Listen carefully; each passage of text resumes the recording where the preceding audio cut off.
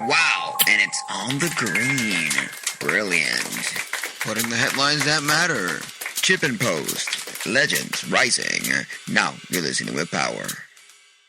LPGA events have low attendance despite all the marketing.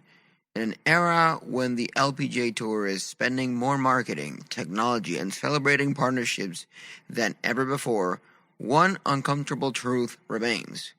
Most tournaments struggle to fill, and that's why they're trying to get more people to attend. The numbers don't lie. In 2025, the tour handed out a record of $131 million in prize money across 35 events, added TrackMan and extra cameras for 2026 broadcasts. This strategy paid off in increasing the quality, and in that regards, we are in a better spot. Outside of the LPGA, this is accounting celebrity events, we had a pairing of Caitlin Clark and Kay Trump, and the Anikas delivering 30 to 60% attendance spikes and billions in media impressions. Yet, for the average LPGA stop, the fairways stayed fairly quiet. Look at the attendance data compiled from tournament reports and local estimates. The AIG Women's Open at Royal Porthcawl set a Welsh women's sports record with 47,000 fans. Impressive, but still a fraction of what PGA Tour events pull. Then, LPGA Thailand managed 50,165, one of the tour's best. And then, most U.S. regular season events, the LPGA Ford Championship, Tournament of Champions, and Black Desert Champions hovered between 3,000 and 5,000 total attendees all week. Many others sat in the 8,000 to 15,000 range.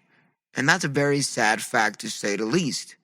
And I have a post I wrote about this on X with this concern. As a golf writer, I've witnessed the incredible talent in women's golf from amateur to LPGA stars. Despite this, attendance remains low. Madeline Sackstorm highlighted this issue on Perspective Under Pressure. LPGA attendance hasn't changed in a decade.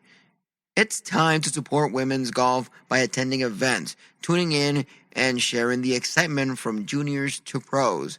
The future is bright. Let's fill those stands, and at very least, watch the broadcast and discuss it in forums, traditional media, or social media. Then after I wrote this post, I had a conversation with my friend, Coach Gaby, and she responded to me with this. As per your post, I completely agree. The main issue about attendance is that it's not marketed enough simply because it's women's sports. Despite this huge movement to make it more well-known, the thing is that the market made it that way on purpose to overmarket the men's sports teams. This is not just a golf thing issue, and the audience for it mainly prefers to see the men smash drives long distance and approach shots with their pitching wedges from 180 to 190 yards away. It's not realistic, but people would rather watch what is unreal. Women's golf I much prefer watching, being it much more realistic, but in a high caliber skill set and environment. Mind you, this doesn't mean that the men are better than the women just because they can't hit the ball longer. LPGA professionals are much more exemplary with their approaches in short game compared to their male counterparts. Worlds better in my opinion, which is even more of a reason that TGL really dropped the ball in how they added LPGA players to the mix. They should have been a co-ed team rather than women's and men's division. I've seen too many comments from people saying, whatever, another event, I'm not going to watch. What else is new? The tour has to make an effort to integrate women into men's events to normalize it and not make it its own spectacle just because it's women. It really begs the question, if marketing failures from the LPGA, or is it simply just how the golf industry is built?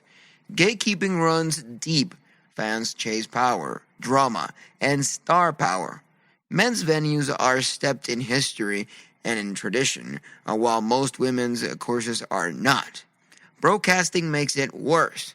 LPG events Many held in Asia air sporadically at awkward U.S. hours with almost no replays. Meanwhile, PGA Tour and DP World Tour coverage is rebroadcast for weeks. The numbers tell the story. A single PGA Tour stop like the WM Phoenix Open routinely draws 275,000 fans. Most regular PGA events? A fraction of that. Yet, the disconnect is obvious. The LPGA has spent millions on social campaigns, global expansion, celebrity pairings, and faster TV-friendly rounds. They have modernized more than ever in the tour's 75-year history.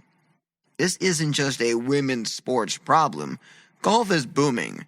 Record participation, especially among women and juniors, with sponsors and broadcast deals pouring in.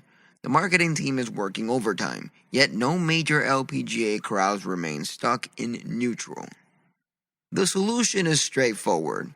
Give women's golf more consistent exposure, occasionally share iconic venues with the men's tour, and shift the industry's outdated mindset. Do that, and attendance and viewership could finally rise. Now, you can contact me on X or subscribe to my YouTube channel to continue the discussion.